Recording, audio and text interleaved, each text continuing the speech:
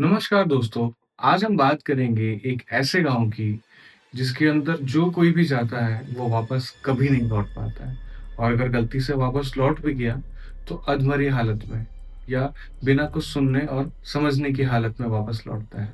गाँव वालों का ऐसा मानना है कि उस 3 दिन जो कोई भी इस गाँव में जाएगा, वो वापस कभी नहीं लौट के आएगा और यही नहीं, गाँव वाले हर 3 साल में 3 दिन के लिए उस गाँव से खुद ब खुद बाहर चले जाते हैं और गाँव वालों का ऐसा मानना है कि उन 3 दिनों तक उस गाँव में आत्माओं का वास रहता है।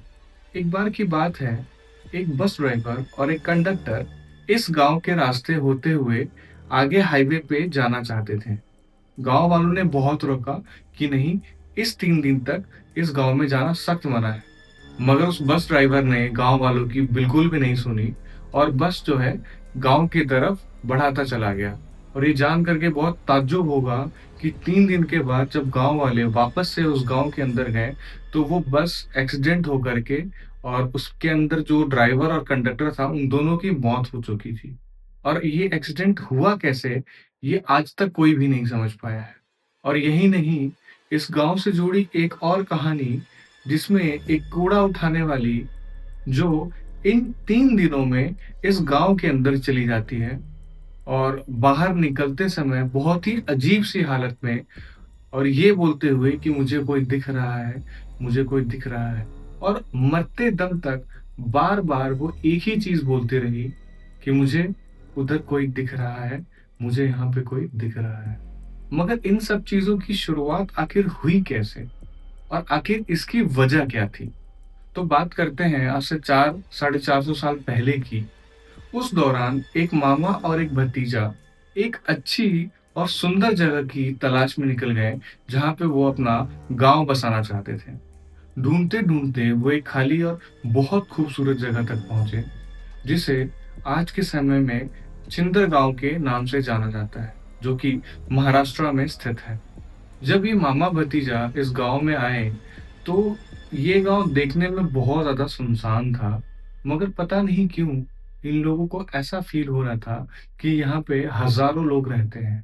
गाँव के अंदर थोड़ी दूर जाने के बाद इन लोगों को एक अजीब-सी आवाज़ आती है कि यहाँ से वापस चले जाओ, जहाँ से आए हो वापस चले जाओ।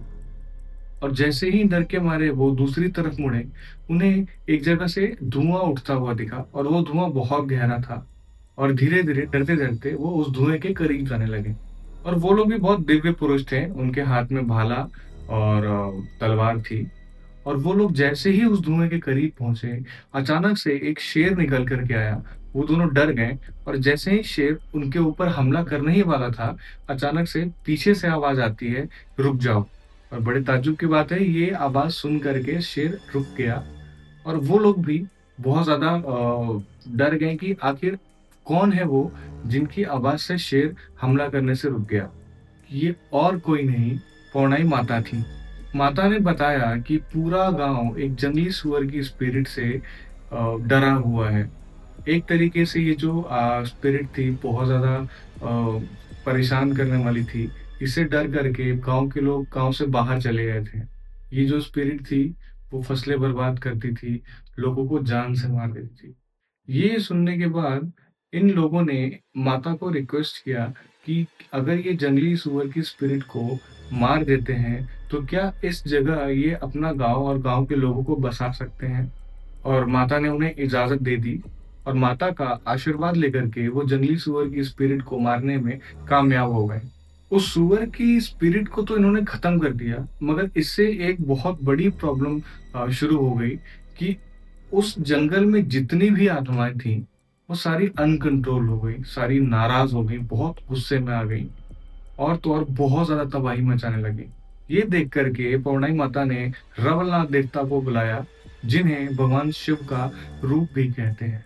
बहुत लंबी बहस के बाद ये तय हुआ कि 3 साल में 3 दिन के लिए इस गाँव में सारी आत्माएँ रहेंगी और उस वक़्त इस गाँव में कोई भी इंसान नहीं रहना चाहिए।